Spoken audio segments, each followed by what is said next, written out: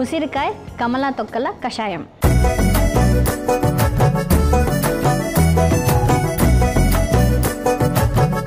So విన్నారు కదా ఉసిరికాయ కమలా తొక్కల కషాయం తయారు చేసుకోవడానికి మరి కావాల్సిన పదార్థాలు ఏంటో చూసేద్దాం. ఉసిరికాయ తురుము, కమలా తొక్కల తురుము, పచ్చి పసుపు తురుము, అల్లం తురుము, మిరియాలు. కావాల్సిన పదార్థాలు తెలుసుకున్నాం కదా. ఇప్పుడు మనం చెక్క కషాయం తయారు చేసేసుకుందాము. పెట్టేసైనా నీళ్ళు పెట్టేసైనా. ఓకే, స్టవ్ వెలిగించుకొని గిన్నె పెట్టేసుకుందాం.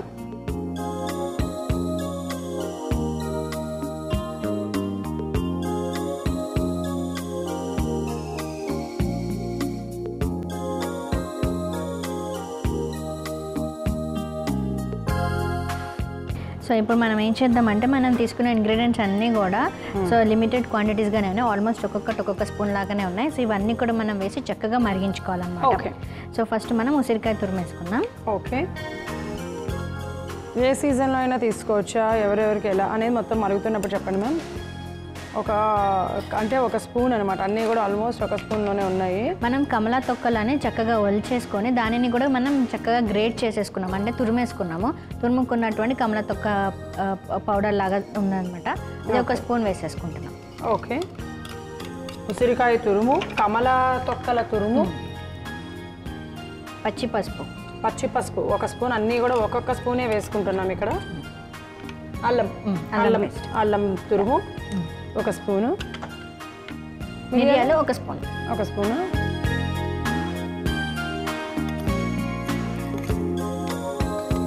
ఓకే, ఒక స్పూన్ మిరియాలు. సో ఈ మిశ్రమాన్ని అంతా కూడా మనం చక్కగా మరిగించుకోవాలి. అంటే 2 గ్లాసుల నీళ్లు 1 గ్లాస్ వరకు రావాలి, అంతసేపు వరకు మరిగించుకోవాలన్నమాట. ఎందుకు అంతసేపు వరకు మరిగించుకోవాలంటే మనము తురుము పెట్టుకున్నాం కదా. సో ఈ తురుము అంతా కూడా మంచిగా ఆ నీళ్ళకి అంతా ఇంకుతుందన్నమాట. ఓకే, ఇది మనకి బెస్ట్ రోగనిరోధక శక్తి కషాయం అని చెప్పొచ్చు.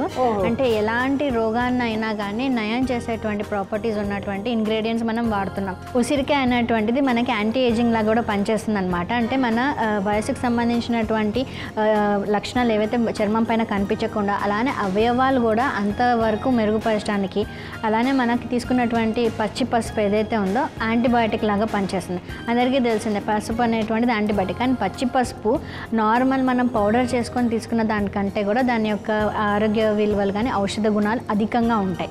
సో మనం ఇంకా మన అల్లం తురుము కూడా తీసుకున్నాం కదా. సో ఈ అల్లం అనేటువంటిది మన డైజెషన్ ప్రాపర్టీస్, అంటే జీర్ణాశయ శక్తిని మెరుగుపరుస్తుంది. ఎలా అంటే మనకి ఆకలిని బాగా పెంచుతుంది అనమాట. అండ్ తీసుకున్న ఆహారాన్ని సక్రమంగా జీర్ణం అవ్వడానికి ఉపయుక్తమైనటువంటి అన్ని ఎంజైమ్స్ని కూడా రిలీజ్ చేస్తుంది. ఓకే, సో ఇన్ని విధాలుగా నాకు ఇన్ని మరుగుతున్నప్పటికీ కూడా ఆ పసుపు ఫ్లేవర్ డామినేట్ చేస్తుంది యాక్చువల్గా చెప్పాలంటే. అండ్ ఇంకా మనం దీనిలో మిరియాలు కూడా వేసుకున్నాం కదా. సో ఇది మనకి అధికంగా ఉన్నటువంటి కఫ్కి సంబంధించిన రోగాలు ఏవైతే ఉంటాయో, జలుబు, దగ్గు, ముఖ్యంగా అలర్జీకి సంబంధించినటువంటి ఏవైతే రోగాలు వస్తాయో వాటన్నింటినీ చెక్ పెట్టేస్తుంది అనమాట. సో టోటల్గా ఇదంతా కూడా మనకి అలర్జీ, దగ్గు, జలుబు అలానే రోగ నిరోధక శక్తిని మెరుగుపరుస్తుంది అనమాట. ఓకే, సో ఇన్ని విధాలుగా ఉపయోగపడుతుంది అనమాట. అంటే ఇది ఒక ఔషధంలానే తీసుకోవాలా, లేకపోతే ఇమ్యూనిటీ పవర్ పెరగడానికి రోజు ఇంత అని చెప్పి తీసుకోవచ్చు? ఇమ్యూనిటీ పవర్ పెరగడానికి అన్నట్టుగా రోజు మనం ఒక 10 to 15 ml వరకు తీసుకోవచ్చు అనమాట. ఓకే, సో ఇది మనం చిన్నపిల్లలకు కూడా ఇవ్వచ్చు, ఎటువంటి ప్రాబ్లం లేదు. కాకపోతే చిన్నపిల్లలకి 5 to 10 ml ఒక టానిక్ లాగా రోజు కూడా ఇవ్వచ్చు మనం. ఓకే, సో ఇన్ కేస్ మనకి ఇట్లా తురుము పెట్టుకోవడానికి ఇబ్బంది అవుతుందంటే వీటిని డ్రై పౌడర్స్ కూడా మనకు అవైలబుల్గా ఉంటాయి. సో అలా అయినా మిక్స్ చేసుకొని గోరువెచ్చని నీళ్ళలో కొంచెం ఒక 10 to 15 ml కూడా కలుపుకొని తాగొచ్చు. బట్ ఇలా చేసుకొని తాగినట్లయితే దీని యొక్క ఆరోగ్య ప్రయోజనాలు అధికంగా ఉంటాయి. ఓకే, సో ఇలా తీసుకోవాలి. ఎంత అంటే ఒక గ్లాస్, ఒక హాఫ్ గ్లాస్, అంటే ఒక 20 ml వరకు మనము అడల్ట్స్ అంటే పెద్దవాళ్ళు తీసేసుకోవచ్చు. చిన్నపిల్లలకు మాత్రం 5 to 10 ml వరకు రోజు కూడా ఇవ్వచ్చు. ఓకే, సో ప్రతి ఒక్కళ్ళు కూడా తీసుకోవచ్చు మన ఇమ్యూనిటీ పవర్ని బూస్ట్ చేసుకోవడానికి అనమాట. ఇప్పుడు ఇది అయిపోయినట్టే కదా? అయిపోయినట్టు. స్టవ్ అయితే ఆఫ్ చేసేద్దాము. మంచి సువాసన వస్తుంది. రెగ్యులర్గా పసుపు కాకుండా ఇలా పచ్చి పసుపుని వాడడం వల్ల మరిన్ని ఆరోగ్య ప్రయోజనాలు కూడా ఉంటాయి. కాబట్టి మీ ఇమ్యూనిటీ పవర్ అంటే రోగ నిరోధక శక్తిని పెంపొందించుకోండి. ఎందుకంటే అది మనకి జీవితకాలం ఆ పోరాడే శక్తి మనలో ఉంది అని అంటే ఖచ్చితంగా మనకి ఎటువంటి ఆపద వచ్చినా కూడా అది పోరాడుతుంది అనమాట, బయటికి తరిమేస్తుంది అనారోగ్య సమస్యని. సో అందుకోసం మనం ఈరోజు తయారు చేసాము. ఇప్పుడు దీంట్లో వడగొట్టేద్దాం.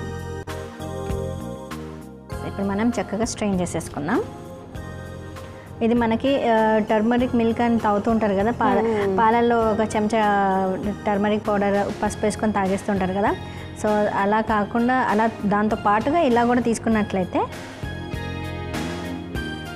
ఈ కషాయం లాగా తీసుకున్నట్లయితే మనకి ఇంకా రోగనిరోధక శక్తి ఇంకొక 10 folds ఎక్కువగా వస్తుందన్నమాట.